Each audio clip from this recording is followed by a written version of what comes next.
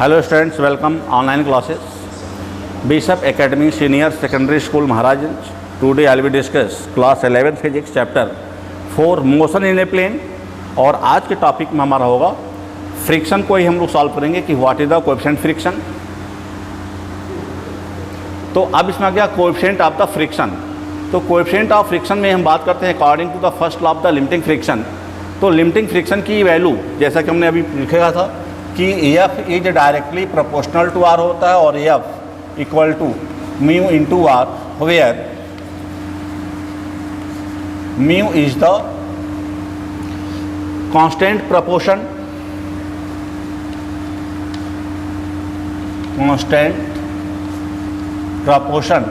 Is called coefficient of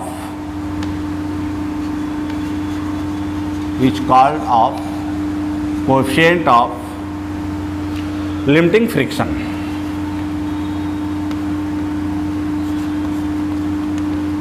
limiting friction जैसा कि figure दिख रहा है। तो अब इस रिजल्ट से अगर हम बात करें तो दैट मीन्स हमारा रिजल्ट आ गया mu equal to F by R. तो यह हमारा जो म्यू सिंबल है यही हमारा कोएफिशिएंट ऑफ फ्रिक्शन है। अब इस कोएफिशिएंट को हम यूज कर सकते हैं, जैसे मान लो हमने अगर लिख दिया म्यू एस इक्वल टू तो हो जाएगा एफ एस बाई आर।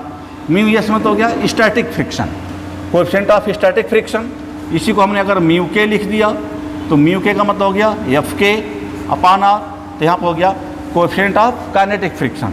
तो सिंबल पर हम ध्यान देंगे, अगर म्यू के साथ एस लिखा है तो they are the known as the coefficient of static friction, और अगर म्यू के साथ के लिखा है तो they are the known as the coefficient of kinetic friction. और after this we are come, तो अब हो गया according to we first law the limiting friction. तो friction is directly proportional to normal reaction force and F equal to mu into R, और mu का हमने symbol बता दिया कि is called coefficient of limiting friction between the surface in contact. इस तरह से म्यू का रिजल्ट आ गया एफ बाई आर। अब म्यू के साथ अगर हमने एस लिख दिया तो क्या हो गया, कोएफिशिएंट ऑफ स्टैटिक फ्रिक्शन हो गया, और के लिख दिया तो कोएफिशिएंट ऑफ काइनेटिक फ्रिक्शन हो गया। और दोनों में फार्मूला क्या होगा F by R and F by R in this case. अब यहाँ पे कुछ कंडीशंस एंड टर्म्स दिया हुआ है, इसके बाद हम करते हैं एंगल ऑफ फ्रिक्शन हम कैसे निकालते हैं। तो एंगल ऑफ फ्रिक्शन निकालने के लिए अब आते हैं, बात करते हैं इस पर। एंगल ऑफ फ्रिक्शन के लिए जो फिगर दिख रहा है सामने कि that means a block which mass is the M, a block they are the put on the a surface of a horizontal. और इस केस में अब हमने यहाँ बात कर दिया तो ये हमारा हो गया normal reaction force and it weight be work in downward direction. अब अगर हम इस पर फोर्स P यानी इफर्ट यूज करते हैं तो फ्रिक्शन भी arise in the opposite direction. तो इसका फ्रिक्शन इसके क्या होगा, अपोजिट डायरेक्शन में आएगा। तो अपोजिट डायरेक्शन में आएगा, suppose that is the make, it is the make an angle theta, कि यह हमारा क्या बना रहा है, यह एक एंगल थीटा बना रहा है। तो जब थीटा के फॉर्म में चल रहा है तो अब यहाँ पे जो हमारा जो ब्लॉक है, तो यहाँ से मान लो हम अब पैरेललोग्राम वेक्टर के फॉर्म में आते हैं। तो फ्रिक्शनल फोर्स जो एराइज किया है, चूँकि अब हमने एरो यहीं पे लगाया है इसलिए इस डॉट को हमने यहाँ तक दिखाया। तो इस केज में तो अगर हम इस बात करें तो अब यहाँ पे the value of actual friction depend on the alternative surface of the contact and the nature of the surface की बात करेंगे। तो relation between mu and theta यानी जो कोएफिशिएंट ऑफ फ्रिक्शन है और थीटा है उसमें क्या रिलेशन फॉर्म होगा।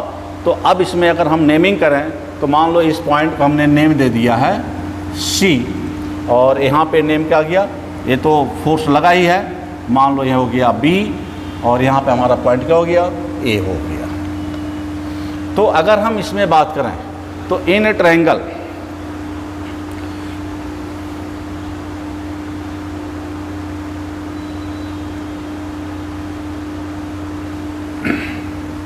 तो अगर हम इसमें बात करें तो इसमें लिख सकते हैं इन ए ट्रायंगल OAC, OAC। तो OAC में अगर हम tan थीटा की वैल्यू निकालें तो tan theta equal to result क्या जाएगा, ध्यान देना, थीटा है पर बन गया तो ये हमारा क्या हो गया, यह परपेंडिकुलर हो गया और ये क्या हो गया, बेस हो गया। तो tan थीटा फॉर्मूला कहता है परपेंडिकुलर अपॉन बेस, यानी हो गया AC अपॉन OA। अब इस ट्रायंगल में अगर आए तो चूंकि अपोजिट साइड्स क्या होंगे, इक्वल होंगे, और इसको हम सकते हैं BC नहीं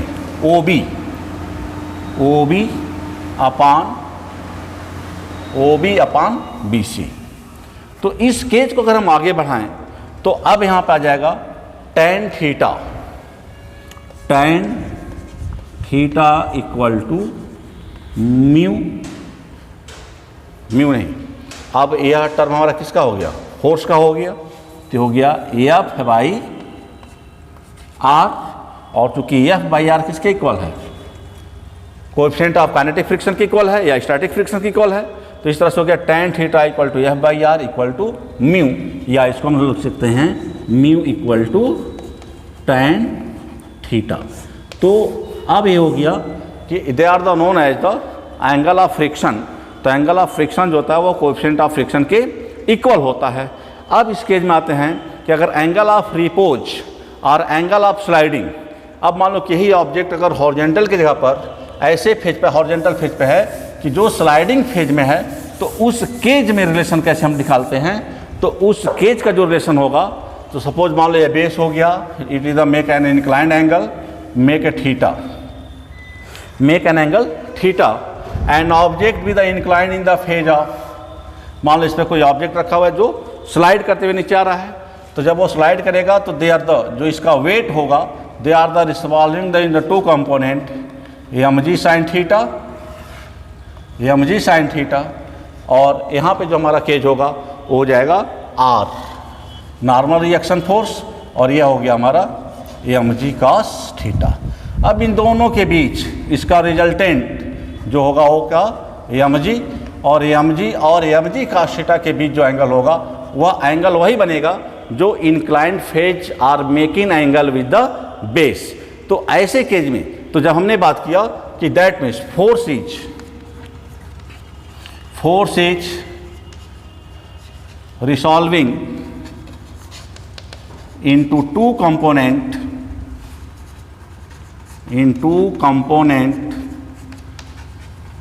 mg sin theta and mg cos theta. तो अब यहाँ पे रिजल्ट आ गया, तो F equal to mg sin theta